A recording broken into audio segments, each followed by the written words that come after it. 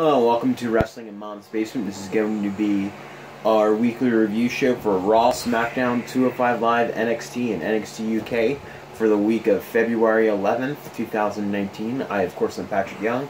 This gentleman to my right is my co-host, Joe Nudo. Monday Night Raw kicked off with Triple H and Stephanie in the ring to open the show with Stephanie talking about the Elimination Chamber review on Sunday. Her words, ours. Before correcting herself, because how dare she go off the script like that? Yeah. No, who she thinks she is going off the script like that? Elimination Chamber review. Who the hell's... That was cool. And she corrected herself. Like, she's like plunging herself. Because she made a mistake. Don't... She misspoke. That was so... Honestly, that was totally unprofessional for her. They run down the card with a focus on Ronda Rousey versus Ruby Riott, which needed some focus, so. Leading to a recap of last week, since she's with Becky. This is where we got Becky saying it's nice to be here, nice to see both of them. Just as the swallowing goes down on Stephanie's face, Becky says she'll hit her hard next time. Triple H apologized for what's on previous SmackDown. Now Becky's hearing doctors who have confirmed with the WWE doctors. There is no tear, and Becky will be fine with a few weeks of rest. Therefore, the suspension is lifted and the WrestleMania match is on. And then actually, hang on, Stephanie has one more thing Becky has to do. The match is on, but she has to apologize to the two of them first. Becky doesn't get that because it was their idea to make her see doctor in the first place. Then Stephanie said, "Don't be stubborn, daughter." And Becky said, "Shut up your face." And then the McMahon said, "Shut up your face." That's what Becky said. The McMahon said, "They screwed people over for decades and no one's stealing her opportunity. She'll fight against himself if she has to, but she's not apologizing." Stephanie and Becky go face to face. Triple H breaks it up and tells Becky that she has a choice. She can die on this hill and throw all away, or she can go to WrestleMania. And he wanted an answer by the end of the night. I believe "die on this hill" is actually a McMahon line, a Vince line. So they incorporated that. The promo itself was fine, but it's really odd booking. Especially with what goes on later in the night as well. I thought the McMahons were supposed to be, I guess, more or less authority figures, but sort of beyond face or heel. Right. I thought they were just supposed to just be the authority figures. But this one and the promos from last week from Trips and Steph were very heel-handed, in a way. So it kind of feels awkward after they said that it was our show and we're the authority and all that stuff. But the promo was technically good, I guess. Next, the Boss of Hulk. The Samoa Slaughterhouse. Not gonna comment on that? No. There's a name. The Samoa Slaughterhouse. There's a name for many jokes. Defeated the Boss of Hulk Connection and Liv and Sarah to enter the chamber. To not enter the chamber first. Bayley and Sasha entered the chamber first. Yeah, it was a fine match. I originally thought that this match was really unneeded because I thought the winner would actually get the last spot. I thought that's what they were setting up, but no, they actually make it a little bit more sense, I guess. Bayley tagging in and McDonald. Yeah, but Bayley being in that fight didn't actually make any goddamn sense whatsoever. Yeah, they were in the match. Sasha got pulled early because she was injured and wasn't cleared yet. And then Bayley decided to tag in and out against the other people. When in reality, she literally could have just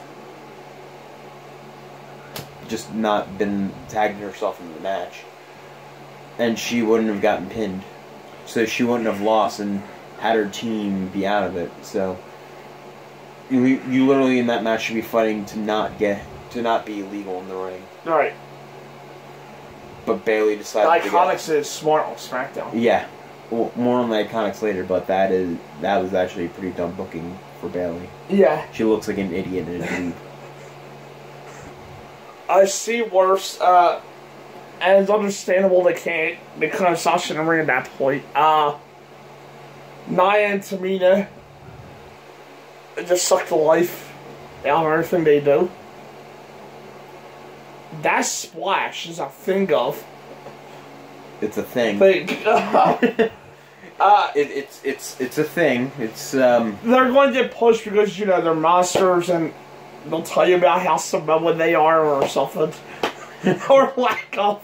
Funny enough, there's only one of them that's actually Samoan, so. Tamina is, in fact, Fijian. That's all this that they have of anything go for them, that they're monsters. Yeah. And they may or may not be Samoan. Billy Sasha's the first entrance, so make as much sense as anything else going with this match, because who the fuck else is going to guide the match? So at least they had a heck of a run in the match. Those are my picks to win. More of the predictions later. I have no idea. I can't imagine WWE actually being smart here, no. Either. Yeah. The Samoa Slaughterhouse. It's a name for it, isn't it?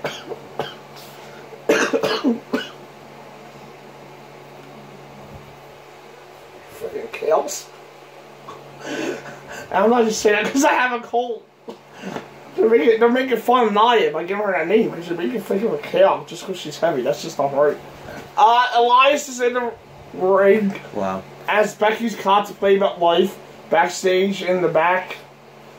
Finn comes up to her and tells about Bobby Lashley and Leah Rush. So he was being selfish. Then he knows she'll do the right thing and take care of things, and then Becky says he has awesome abs. Elias is ready to perform, but we get a long video on Seth's rise back up the ranks to me, I mean.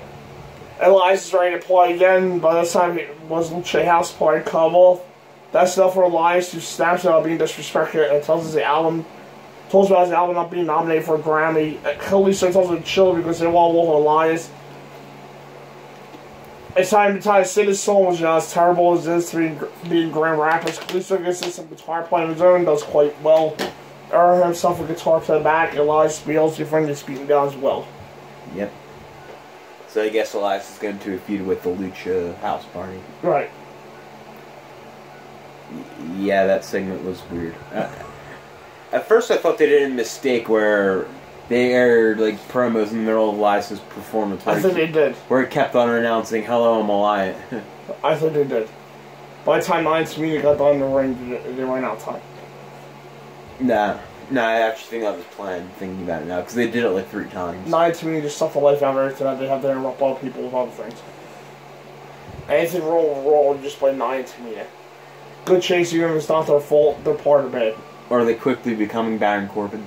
No, but how about that video on SmackDown when Nia and Tamina were talking? Every time Tamina tried to talk, Nia just kept on talking over to Tamina. Like Rhonda said, she's the monolithic mute. I guess I heard worse ideas for a short feud. Bobby Lashley and Leah Rush come to the ring and we went to Sonya and Mandy. Talking about the Elimination Chamber. Because, you know, why not? It was rather sudden. It seemed to be a trend overall. Up next, Finn beat Drew McIntyre by DQ.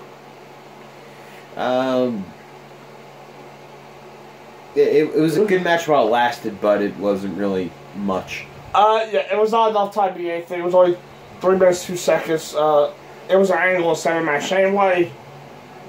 Well, they were starting to McIntyre take a fall here, so good on them there. Yeah.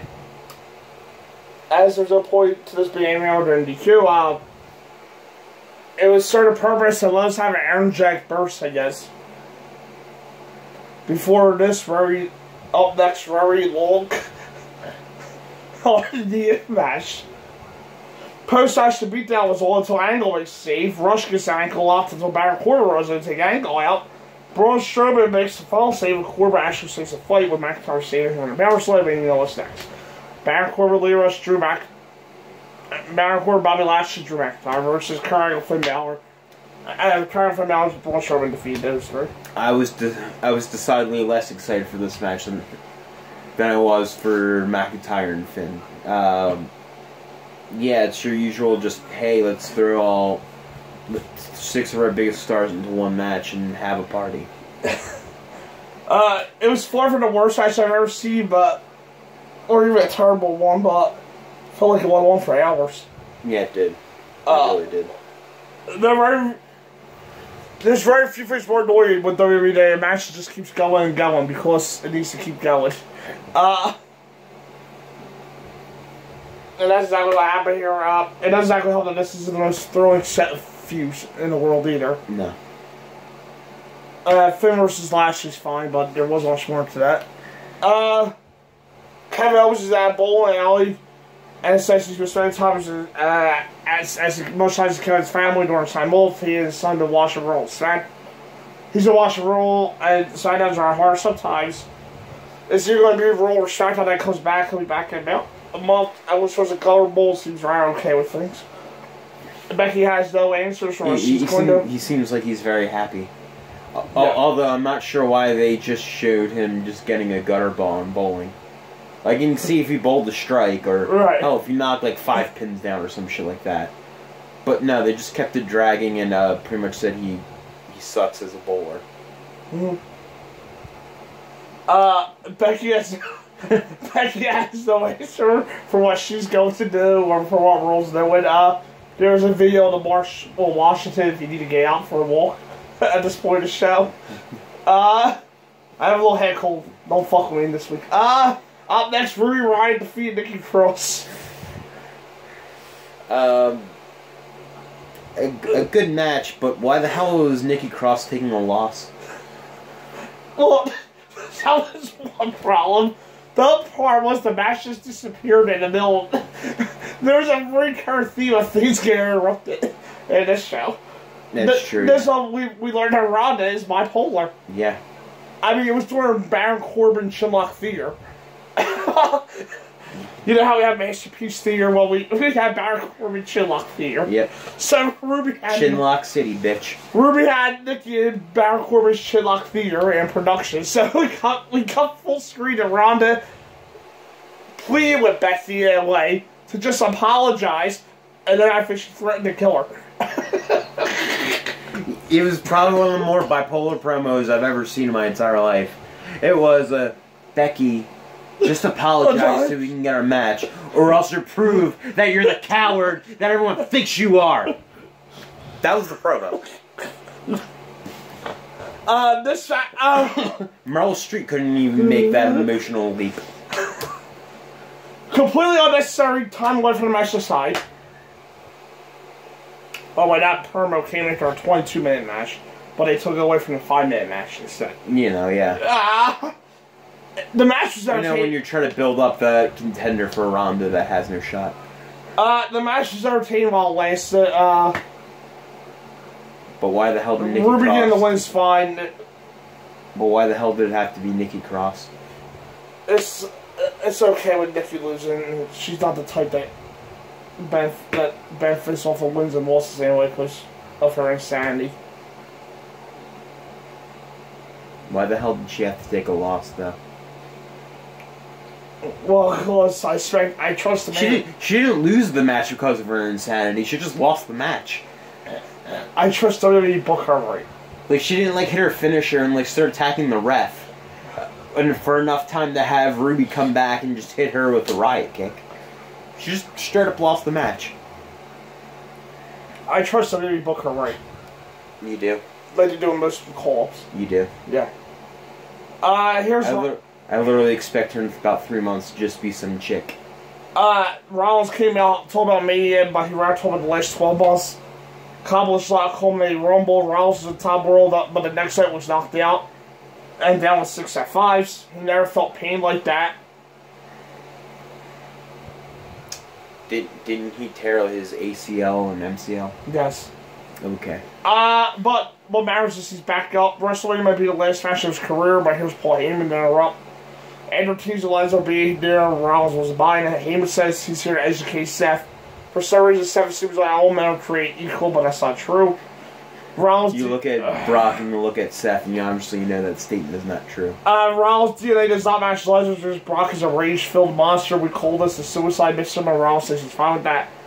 He's tired of Lesnar holding the Universal title hostage, and the wire takes to prevent Lesnar from leaving and remaining as champ. That's not a prediction, but rather a spoiler.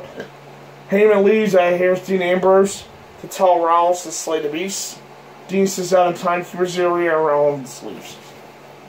With a smirk on his face. Apparently, from everything I've been hearing, that was actually an unscripted yeah, I moment. heard it. Yeah, heard a little script there. Well, it would have been awkward if Dean and Seth just stared at each other. Up next, Dean Ambrose defeated EC3. Not sure if EC3 should be taking a clean loss now either. Especially when he's not talking and doesn't really have a chance to throw out his character. You can only say he's undefeated. Well, why would you have EC3 talk? Is that like his best attribute? Yes it is. He's actually a much better talker than he is a wrestler. Well, they don't know that. Or they do know that, but they're going different. Yeah. Because, they, instead of hiding your weaknesses and showing your strengths, they hide your strengths and show your weaknesses.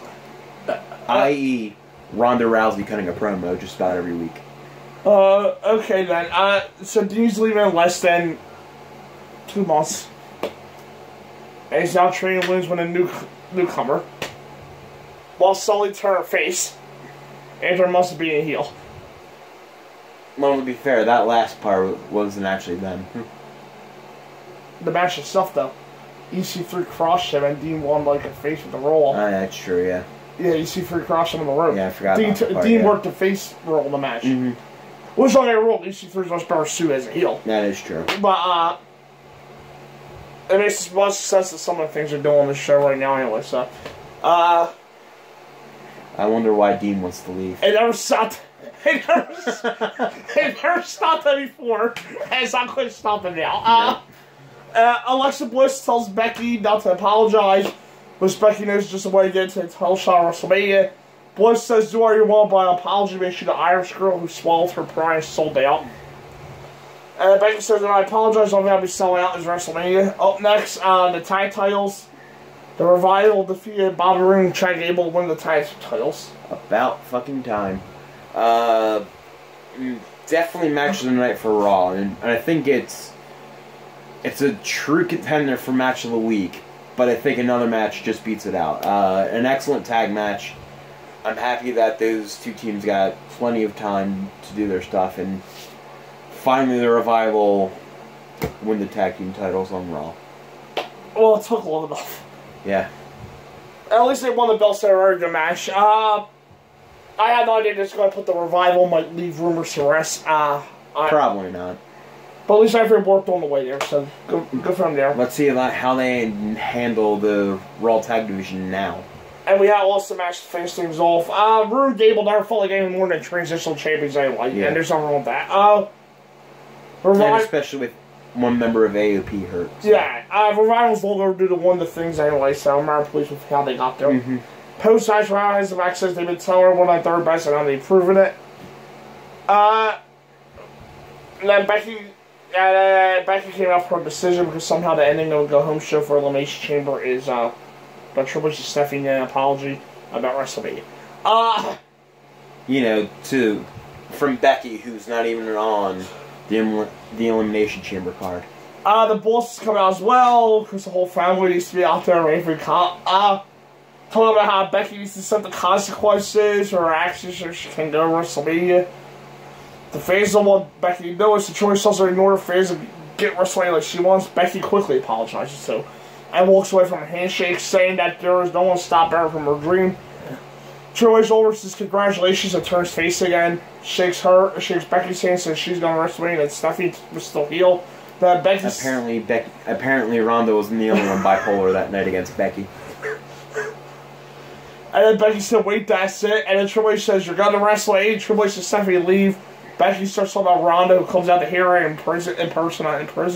To hear it in prison. That should be your that's son. the Uso, yeah.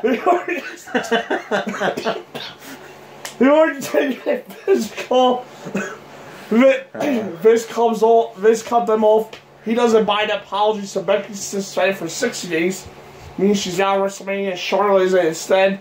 Vince raises Charlotte's arm and tells Rousey to get used to the scene because it's how WrestleMania will end. I don't think anybody believes this is sticking. Just 101. But it's a nice cliffhanger. Yeah. Yeah, it was a good cliffhanger. And again, technically a good promo, but it's weird ass booking. It's very unneeded booking too. Mm-hmm. They actually had a layup right there, right after Royal Rumble, where Becky was literally added in by Dave Finlay. Because, you know, Dave Finlay has all the power in the world to actually just do that. Right. And then Becky eliminates Charlotte to win. That was the last one. Charlotte was technically the last legitimate person in the ring. They literally could have just had Becky and Charlotte at Elimination Chamber for #1 contender. For the Royal Rumble shot at WrestleMania. Mm-hmm. Becky in the Royal Rumble match had her knee hurt. Charlotte has a submission finisher that attacks the knee. It's not even a layup, it's just more like a hold it up and drop it. But no, they have to, I'll continue the basketball terms, kick it out past the rim and shoot a three. I mean, it could be a good storyline. They do it correctly. I mean, it could be a good storyline. If they do it correctly. I mean, both bookend promos were technically good promos. No, but I'm just saying they do it correctly. Yeah. If. Yeah. However, the story was right there for them, though. If. They do it correctly. That they set up. But they just have to make it more complicated for laziness. I'm not sure if you... I'm not sure if you set something up and then go to different routes, it's truly lazy, but it kind of is. Yeah. SmackDown opened up with tribute Pedro Morales, said recapping the previous night with the ending. Then it was announced, remember, New Day will replace the injured son Ali in the Chamber. It was either going to be one of them or Ray or Andrade, so that's fine. Yeah. Charlotte... Are Ray and Andrade on the Elimination Chamber card? No, Braun Corbin are. Of course. Here's Charlotte to open things up. Andrew Mock and Becky Chase. Charlotte holds out Becky screwed up last night, just like she always has. It was Becky who got her in November and gave Charlotte the strong settle. The myth of the man could continue. While Charlotte won the battle, she's the background of the women's division, so Vince McMahon made a business decision. She's the backbone, not the background. My bad. She's the backbone. Otherwise, Vince McMahon made a business decision so everything could work. Becky's coming out right now because she's a flash in the pan and not the kind of person that's taking a chance on him. You can burn me out because she's dedicating her win to Becky Lynch. Charlotte will be there in the front row of the chamber because we might have a new champion and she might have a new WrestleMania opponent. Great heel promo by Charlotte as she plays that character near perfection. Yeah, she was very, very comfortable in that role. Yeah. She just relished in the fact that she was in it. Now we get to the women who are uncomfortable. Up next, Carmella and Naomi defeated the Iconics and Fire and Desire. Straight out of WCW Saturday night. With that TV. Which that means it definitely does sound like a WCW jobber tag team. Fire Desire's the #1 entrance as well. Yeah. Match was there. The Iconics it was serviceable. Iconics were smarter than Bailey. Yeah, they actually played it. They actually had the heels play it smart with. Maybe we shouldn't be in this match. If we're not going to benefit from winning the match, yeah, why risk losing? Exactly. Instead of just forcing some other team in there, that just have the two other teams fight each other. And there you go. You're not injured going into the chamber, and you're not the #1. Mm-hmm. One of the top 2 entrants. Yeah. It's a smart play by them.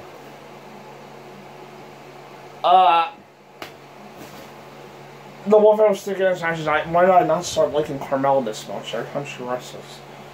I can't get in there no more. Because I think she's still the same woman to me that beat Charlotte and Asuka for no reason. I'm never going to get that out of my head when she's in the ring. Yeah. She's literally there as a person to fill a spot, but yeah, I just have a disdain for her for when she's in that ring. It's hard to let go of that. Those all she and Naomi have any chance to win, so whatever. I think there was a match too. We did a graphic show which two teams will be starting the match, which looks like it was made in 2004. As a compliment. Yeah. It was a nice graphic. I'm just saying, I think it was made in 2004. Yeah, it kind of looked like an old school video game. Yeah. Graphic. So I do mean that. It looked like it was on PS2. Yeah, like it was a load screen. Yeah. So good job there. Bailey says Sasha will be in the chamber on Sunday. Nice, Bill. Tamina and Nia told her one another. Liv will walk through fire for Sarah Logan, but I hope she does. So this way we could burn at least one of the Bosch Queens in this match. Actually, that Liv's not the problem. There's just 6 others. Exactly. There's going to be a new side Riot Squad on Sunday. Liv can be solid. Mustafa Ali talks about the big kiss he's been taking. He's upset about our opportunity to the championship. It's not the end, and he'll be back because he raced his story. Mrs. Shane from McMiz TV came out. Take me now with that name. Last week, Miz was doing a photo shoot for his reality show. Shane was filming a guest spot for NCIS Los Angeles, which is true. With that out of the way, this week's guest was the Usos that are going to stay in instead of having a seat. Told about how Miz and Shane may be champions. That don't know each other. We get the tag team test, which lists all various facts about their partner. The Miz whispers questions in Shane's ear, like, "What's my favorite food? Quiche." And then Shane was like, "Quiche? Really?" They bring up the Mandy Rose issue before Shane threatens to hit Jim so hard that Jay will feel it. The Usos hit their catchphrase and then drop the mic. But Shane says the titles are anything that are real. You dig? Double super kicks lead to James Lane as it probably became more obvious that they're retaining the titles on Sunday. Well, if that didn't become obvious, then on Thursday the news definitely became obvious. They're retaining. Yeah, Jimmy thought the Uso Penitentiary was stronger than the cops. Right. And decided to square up after one of them, I assume, pulled him and Naomi over. Right, yeah. I thought it was a good promo. Yeah, so, It came off better than I thought it was going to go. The name has to go, though. Yeah. McMiz it probably will as soon as Shane and Miz lose the belt. But yeah, it was actually a good promo. They showed a lot of tension between the teams that wasn't there before. So it actually made me want to see the match even more come Elimination Chamber. Yeah, it was a good promo. Shane's the champion 2019 because wrestling's weird. There's a video on another Marsh. It was the Raw locker room Marsh and White at SmackDown. There you go. Was it not? I thought it was. It looked like the Raw locker room. No. It might have been Marsh and Watch. I don't know. But it looked like they were Marsh and then SmackDown. Daniel Bryan Rowan with the former Cole and the fans Fickle. He doesn't need to be in chamber because he's far more important. He keeps the championship and help the world. He's called though. We have a lot of time for the main event. First part of Gauntlet match, Kofi Kingston defeat Daniel Bryan in 24 minutes and 30 seconds. Next is Kofi Kingston and Jeff Hardy defeated Jeff in 10 minutes. Beat Samoa Joe in 13 minutes. By the way, these are estimated times compared to real times. Yeah. AJ beat Kofi in 13 minutes. No, my fault. In 17 minutes. Then we're on with the RKO. In a minute. Or not even. You know how to make someone feel legit after they're just added to a title match? Have him nearly run through a damn gauntlet. Right. Literally, he was in all of it minus 15 seconds of the match. Yeah. Yeah, Kofi looked like a beast, and he may have just opened some eyes to get him a world title run. Yeah. This is my match of the week. My match of the week, too. Yeah, you know it was going to be long, hour and 58 seconds. We were clocked on that. But the poor thing is it didn't feel long. No. Like Raw 6-man tag. Kofi's performance was great, and you could make a case for him getting the Fastlane title shot. Yeah. Assuming Braun retains on Sunday. My celebration of his career is fine idea. And something that will work fine on nothing pay-per-view like Fastlane anyway. Oh, yeah. Or maybe somewhere else. And Brian will have a clear opponent yet. The ending was pretty clear, but there's no wrong with something like... Yeah, what I mean by the ending was clear. We didn't say the W word. Right. For Kofi. You know... What I mean by the ending was pretty clear was while AJ and Kofi were watching, they had to keep on looking at the clock. Yeah. And then you knew how it was going to end. Yeah, I was like, okay, Orton still has to come out and there's 1 minute left. Yeah. RKO out of nowhere. Right. Yeah, this is good match with Kofi getting a very nice rub. Yeah. Next, NXT K2 5 live reviews.